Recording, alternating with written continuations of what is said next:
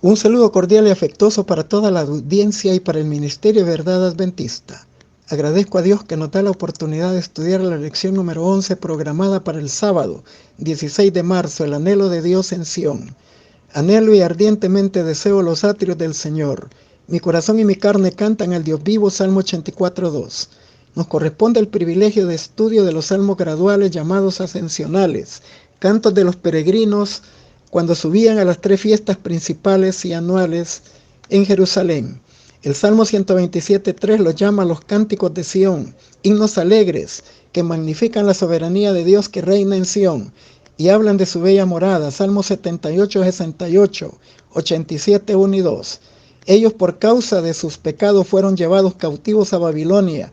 Allí no podían entonar estos cantos porque estaban en tierra extraña y cautivos y en derrota.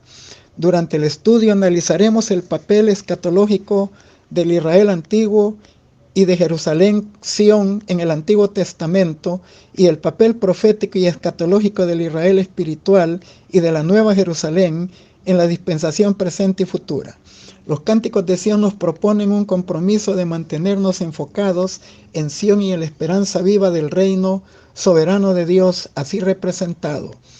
Gozamos de muchas bendiciones en la comunión con Dios en el santuario por su gracia presente, pero la plenitud de vida y gozo aún se reservan para el futuro. Oramos pidiendo que venga el reino de Dios. Añoramos el descenso de la santa ciudad. Tenemos en este mundo el palpable recuerdo de ella. Esto se vuelve un incentivo para mantenernos firmes en nuestra decisión de vivir de acuerdo con el plan divino para nuestras vidas. Por eso, entonar los cánticos de Sión nos llevan a la apasionada resolución de mantener viva la esperanza en el reino venidero, Apocalipsis 21 del 1 al 5, y en la tierra nueva. El compromiso de no olvidar a Sión es una promesa implícita. Los peregrinos de este mundo nunca aceptarán esta tierra como su patria. Esperan cielos nuevos y nueva tierra según sus promesas, donde mora la justicia. Los cánticos de Sión nos animan a anhelar ese mundo futuro e inmortal, pero mientras esperamos nos obligan a ser representantes de Dios y de su gracia en este mundo presente.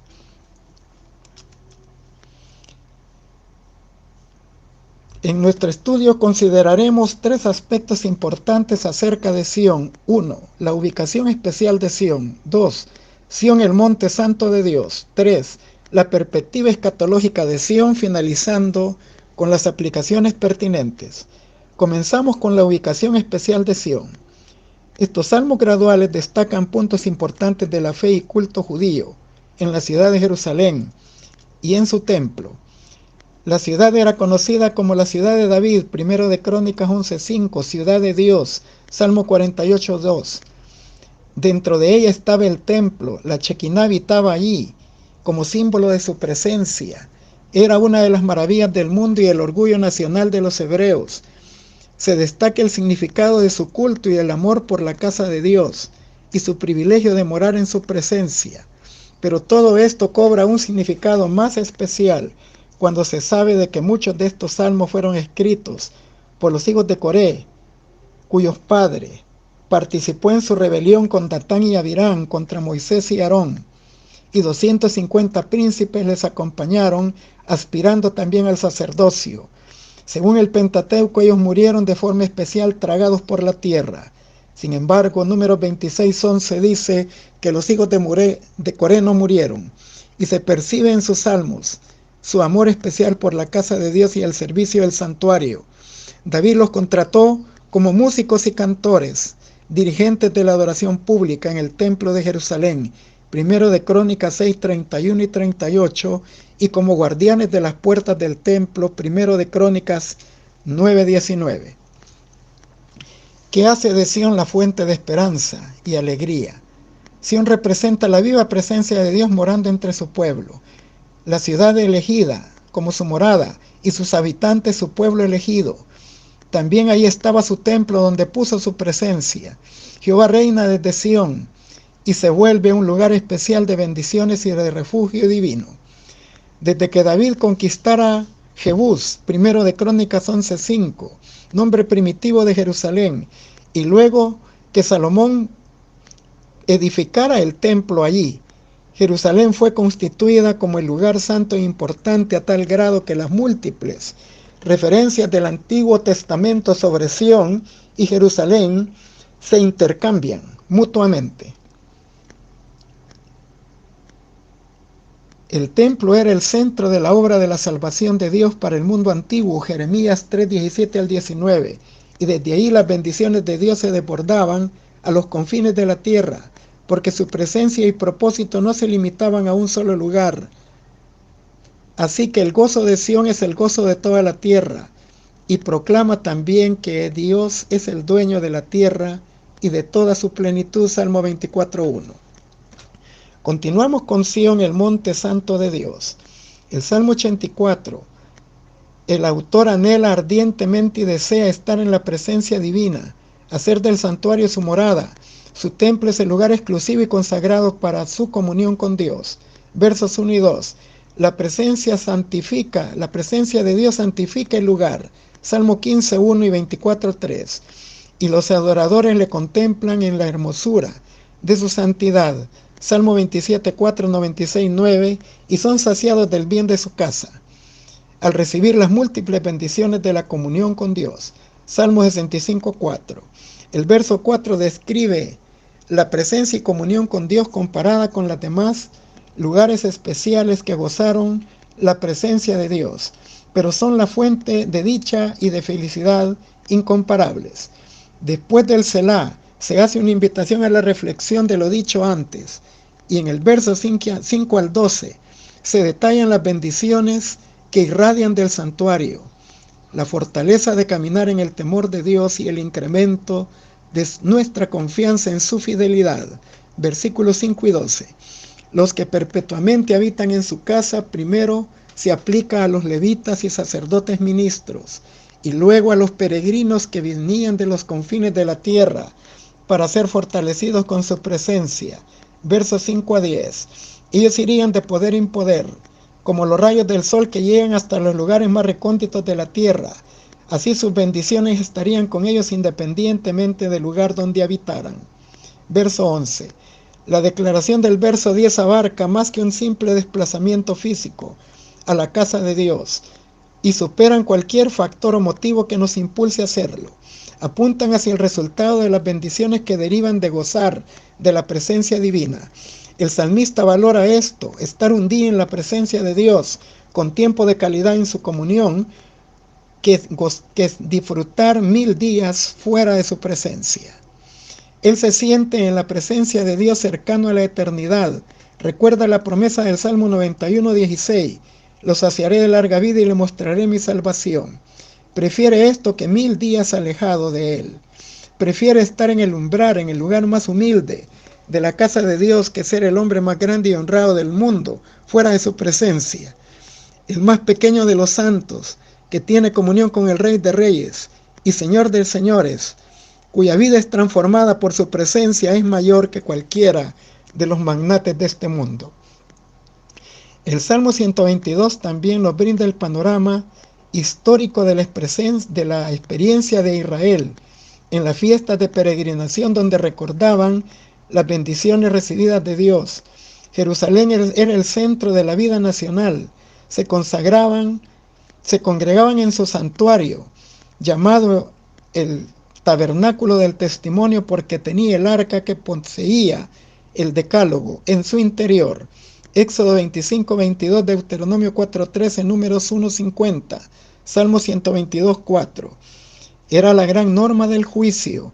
Ahí se sentaban en su silla los jueces, representantes del sistema judicial hebreo. Segundo de Samuel 8:15, donde debía de reinar sin separación la fidelidad a Dios y la administración de la justicia entre el pueblo. El Salmo 122 dice que el pueblo en esa ocasión pedía por la paz, el bien y prosperidad de Jerusalén y de sus habitantes, pero en realidad esto podía cumplirse únicamente si ellos gozaban paz con Dios y entre ellos mismos, si tenían en su corazón la presencia de Jesús, el príncipe de la paz. Isaías 9:6, y si guardaban con fidelidad sus mandamientos. Salmo 119, 165. Si esta era su experiencia, era una bendición para todos. La verdadera paz de Jerusalén se recibe solo por los méritos de la justicia de Cristo. Justificados pues por la fe tenemos paz para con Dios por medio de Jesucristo, Romanos 5:1. Somos justificados gratuitamente por su gracia, Romanos 3:24, y el efecto de su justicia imputada e impartida en nosotros será paz, Isaías 32:17. Si esta es nuestra experiencia, pedir por la paz de Jerusalén implica pedir que la paz de Jesús more en nosotros, en todos sus hijos, que todos estemos en paz con Él y entre nosotros. Esto es la garantía de la prosperidad espiritual.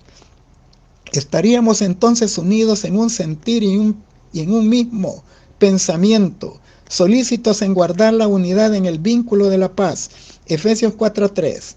Pedir por la paz de Jerusalén es privilegio y responsabilidad de los creyentes, que deben de seguir la paz y la santidad sin la cual ninguno verá al Señor. Hebreos 12:14. Esto mantendría viva la esperanza en la venida del reino de paz y de justicia, donde estaríamos siempre con el Señor. Isaías 52:7, 66:12 y 13 y Apocalipsis capítulo 21 y 22. Continuamos con la perspectiva escatológica de Sión. Salmo 46.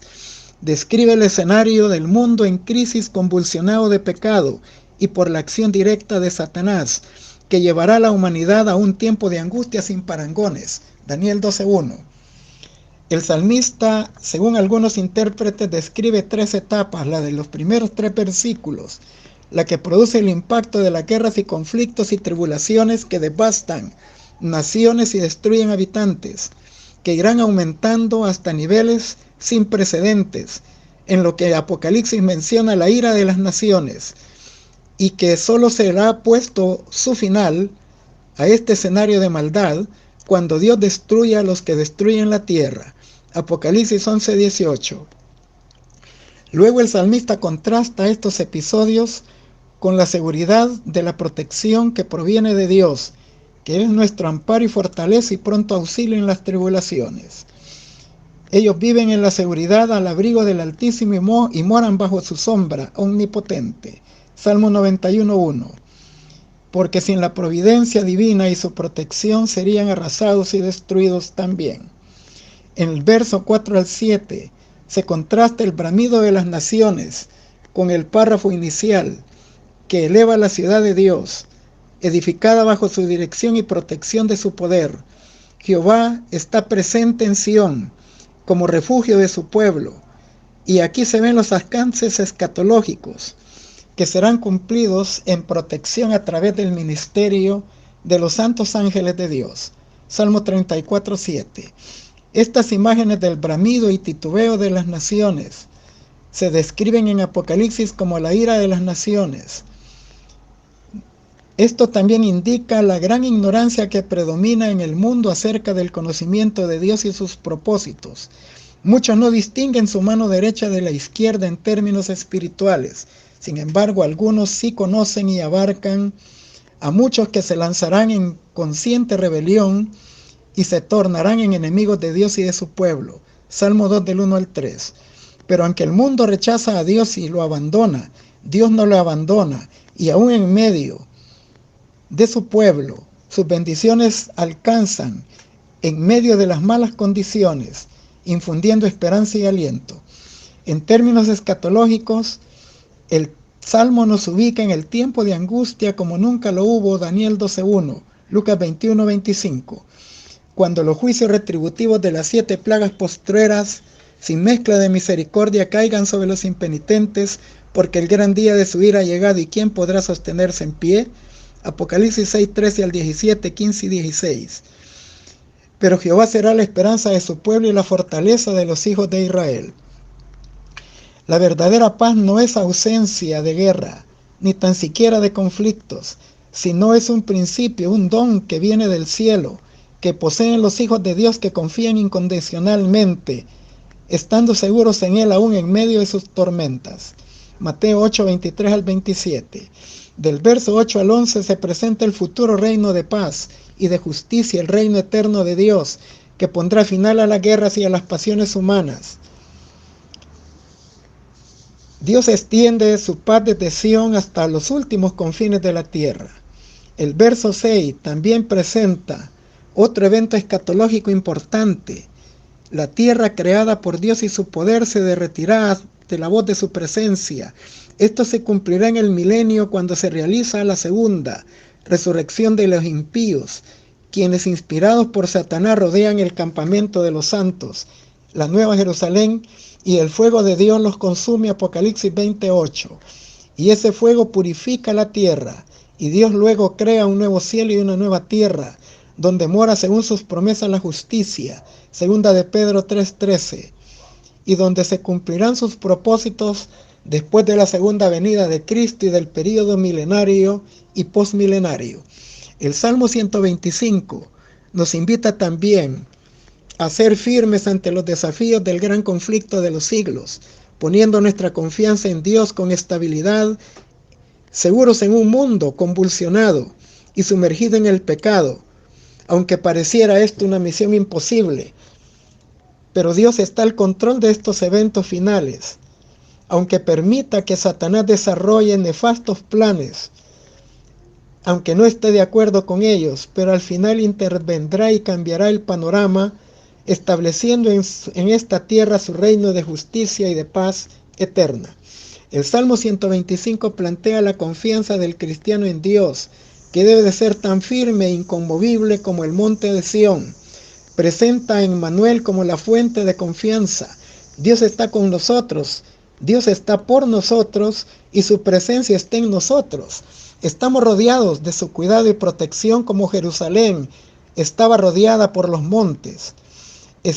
Este es un llamado a su pueblo a aprender a tener fe, una fe inconmovible en Dios, en medio de sus dificultades, a tal grado que cuando Cristo venga haya fe en nuestras vidas, Lucas 18:8, porque nuestra fe será probada severamente y todo lo que sea conmovido se sacudirá y se perderá. Pero si estamos aferrados en Dios como nuestro refugio inconmovible, seremos asentados como Jerusalén en Sión.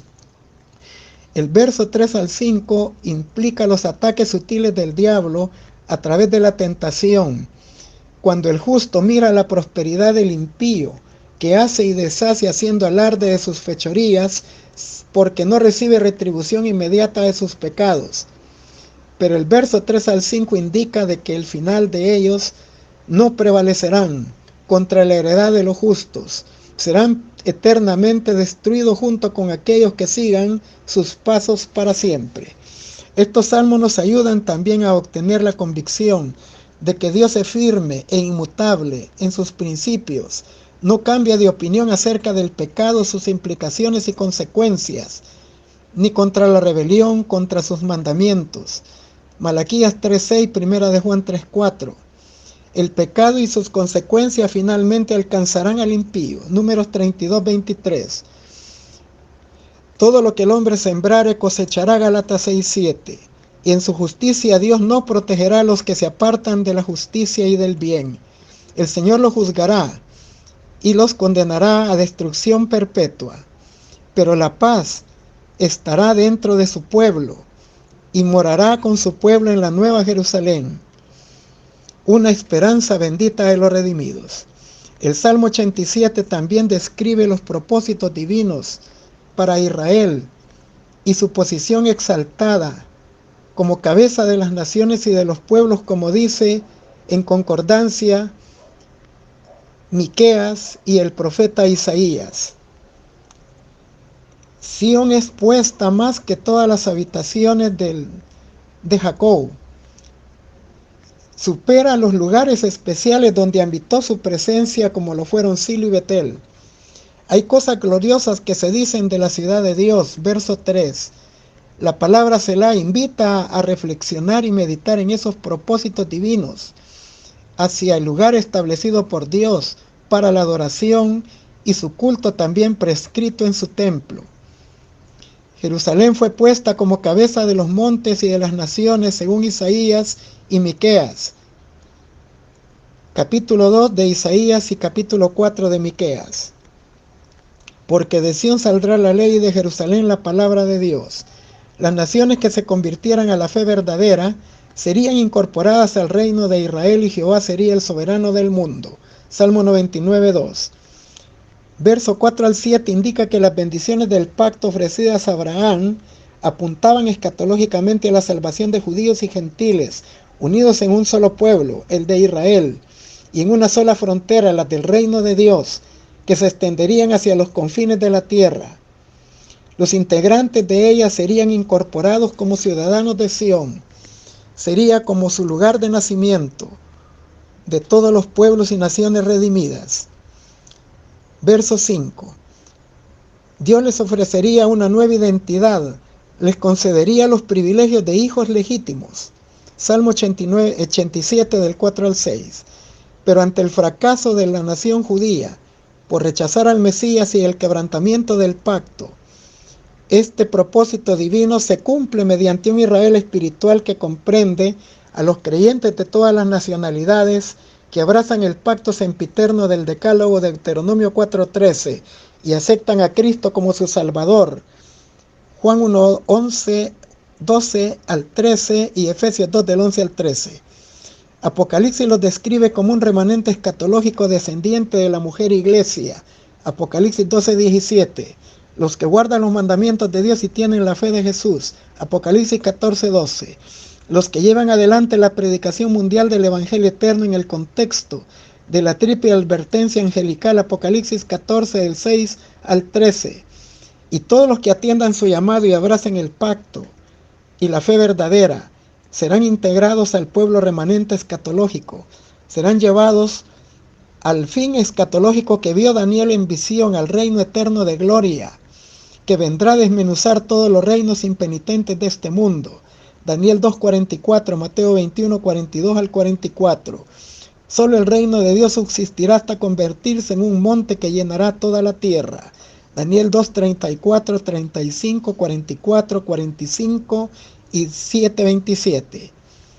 Todo esto fue contemplado también en la parábola de la semilla de mostaza de Jesús, la más pequeña de todas las semillas, pero al crecer presenta un árbol tan inmenso que abarca las aves del cielo, indicando así la extensión universal de los dominios del reino de Dios. Mateo 13:32. Nuestro campo de labor es el mundo. Nada debe de distraernos del cumplir la misión evangelizadora del triple mensaje a toda nación, tribu, lengua y pueblo. Dios tiene allí en las naciones mucho pueblo. Hay una gran cosecha de redimidos. Cuando el poder de la lluvia tardía dé fuerza al triple mensaje angelical y las almas abandonen Babilonia en la hora 11. Apocalipsis 18:1 y 4. Su ciudadanía estará en los cielos. Filipenses 3:20.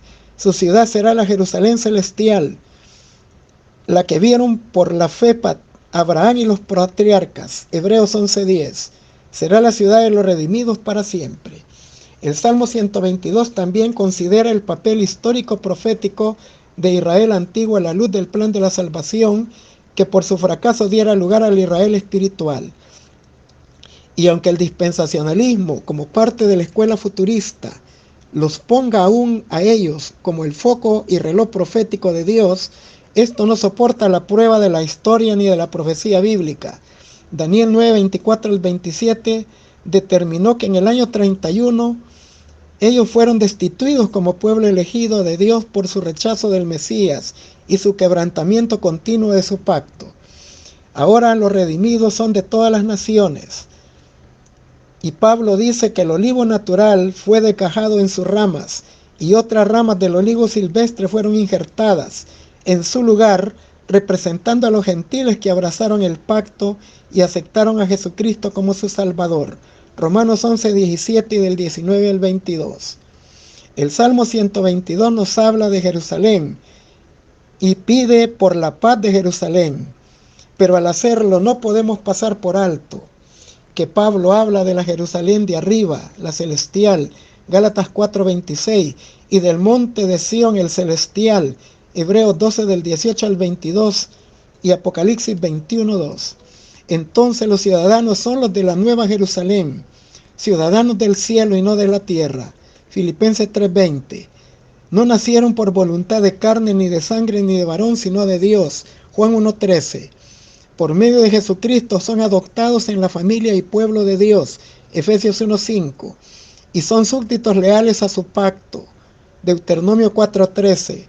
Y han aceptado a Cristo como su Salvador personal. Juan 1:12. Efesios 2 del 11 al 13. Esto ya lo había contemplado Jesús en Juan 10:16. Tengo otras ovejas que no son de este redil, las cuales haré un llamado y se unirán, y habrá un solo pastor y un solo rebaño. La invitación está en Apocalipsis 18:4. Y los redimidos de entre todas las naciones formarán una gran multitud que no se podrá contar. Apocalipsis 7:9, 13 y 14. Finalizamos con las aplicaciones pertinentes. En estas horas finales del tiempo de la gracia concedido a los hijos de los hombres, cuando falta tan poco para que la suerte de toda alma se decida para siempre, el Señor del cielo y de la tierra espera que su iglesia se levante a obrar como nunca antes. Fueron libertados por Cristo con el conocimiento de una verdad preciosa. Jesús los considera sus escogidos y favorecidos de los demás de la tierra. Espera que manifiesten las alabanzas de aquel que los llamó de las tinieblas a su luz admirable, y las bendiciones tan libremente concedidas deben de ser comunicadas a otros. La buena nueva de la salvación debe de ir a toda nación, tribu, lengua y pueblo. Profetas y Reyes 528 y 529, Servicio Cristiano, página 103. Les deseo a todos un feliz sábado, lleno de bendiciones en la bendita presencia del Señor.